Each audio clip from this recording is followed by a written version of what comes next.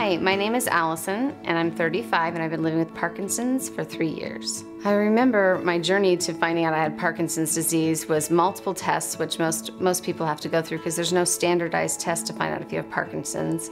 But I remember sitting in the doctor's office, and I kind of already knew because I'd done some research on my own that I had Parkinson's, but hearing those words, it's kind of like a shot to the stomach. So I went home and I tried to tell my husband, but I didn't know the best way of telling him because I knew that he would be the one that needed to support me and get me through this. And so I told him, and his response was, yeah, I know. And I remember thinking like I had tried to hide it or tried to make it not as bad as I thought it was, and for him to just be so casual about it. So I remember I was crying and telling him that I didn't want to be a burden on him, that he didn't want this life. I wanted him to have something better. And he said a burden is something that's placed on you and not something that you choose.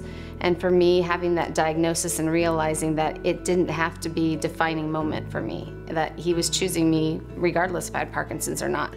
Prior to getting it, I was in a lot of activities like cheerleading and gymnastics and marching band. I always liked being very active. And then when I got Parkinson's, I felt like I wouldn't be able to be the same person that I was. But I realized that as long as I still stay active, even though I can't be at the same level that I used to be at, I can still enjoy the same activities that I used to. I just have to understand that my body can't be maybe as perfect as I want it to be every day, and there's fluctuations. I think that just realizing that you want to try to delay the illness as long as you can, to slow the progression of the illness. And exercise is a huge part of that slowing of the progression of the illness.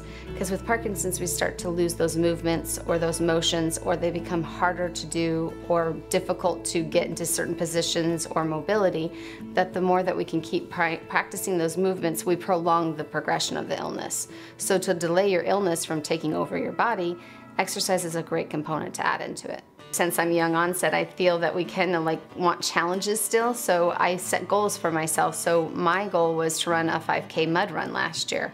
And I remember looking at the whole process of thinking what a whole entire mud run would consist of. It's a very overwhelming thought. But once I started taking little bits by bits and walking some minutes and then maybe trying to run for just a few minutes, I realized like within a couple weeks I was able to run more. I could keep my breath easier instead of breathing hard.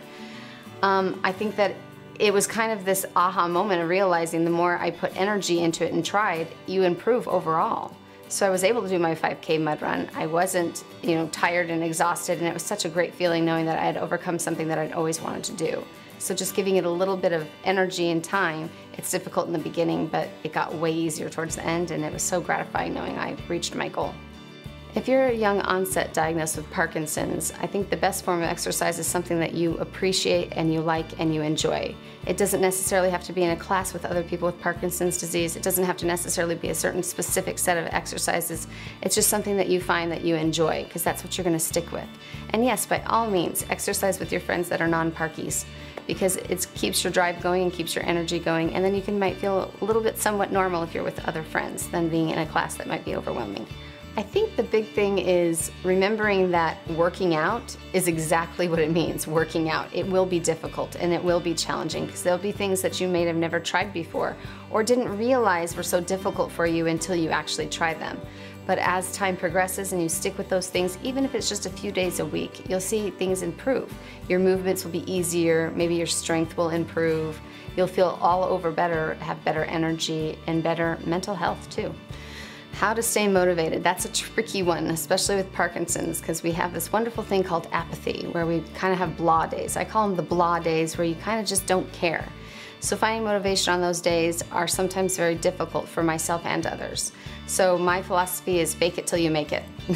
So that's basically force yourself to do these activities until all of a sudden you don't need to force yourself as much, because you find the motivation by going and meeting other people, or you find that you're improving in your exercises, or you're finding that you feel better after the exercises. Sometimes you have to fake it until you actually make it. Exercise for me has opened up opportunities of realizing that Parkinson's doesn't have to be a life sentence, that you can actually grow with the Parkinson's and find other ways that you can exercise and find other things that you can enjoy regardless of a diagnosis or not.